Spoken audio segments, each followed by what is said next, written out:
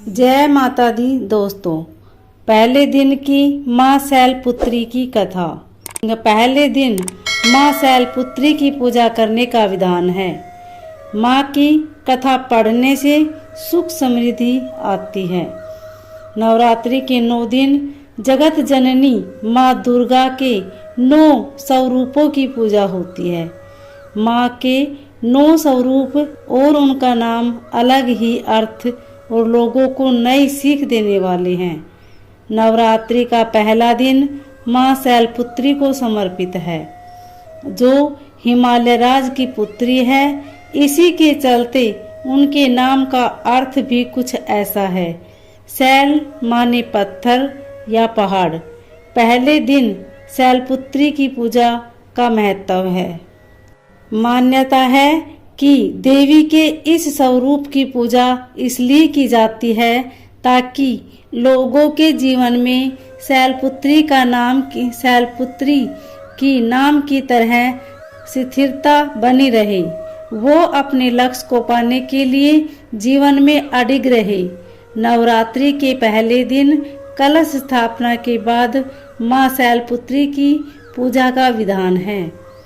कलश स्थापना के बाद दुर्गा सप्तशती का पाठ किया जाता है।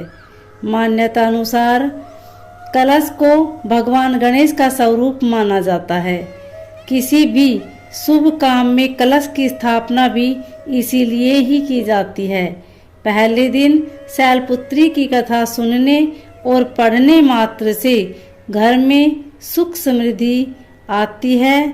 माँ शैलपुत्री का मंगल आशीर्वाद प्राप्त होता है।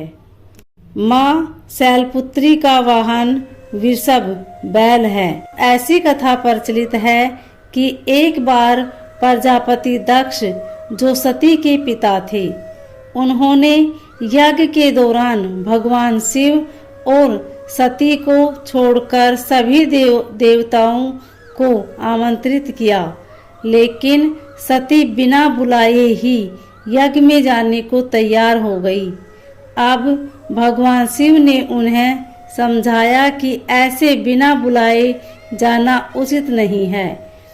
इसके बावजूद सती नहीं मानी और ऐसे में सती की जिद के आगे भगवान शिव ने उन्हें जाने की अनुमति प्रदान कर दी। अब सती बिना बुलाए पिता के यहाँ यज्ञ में प्रतिभाग करने पहुंच गई। वहां उनके साथ बुरा व्यवहार किया गया। मायके में सती की माँ के अलावा सभी ने उनसे गलत तरीके से बात की। क्या भाई और क्या बहनें, सभी ने सती और उसके पति भगवान शिव का खूब उपहास किया। ये कठोर व्यवहार और पति का अपमान सती बर्दाश्त नहीं कर सकी और उन्हें खुद को यज्ञ में भस्म कर लिया। जैसे ही ये वाक्य हुआ और भगवान शिव तक समाचार पहुंचा, उन्होंने तुरंत अपने गणों को दक्ष के यहाँ भेज दिया। गणों ने इस यज्ञ को विध्वंस कर दिया। अगले जन्म सती ने हिमालय की पुत्री के रूप में जन्म लिया। इस तरह उनका नाम शैलपुत्री पड़ा। माँ शैलपुत्री को सफेद रंग बेहद प्रिय है, इसलिए पूजा के दौरान उन्हें सफेद रंग की चीजें, बर्फी आदि का भोग लगाया जाता है। पूजा में सफेद रंग के पुष्प भी अर्पित किए जाते हैं।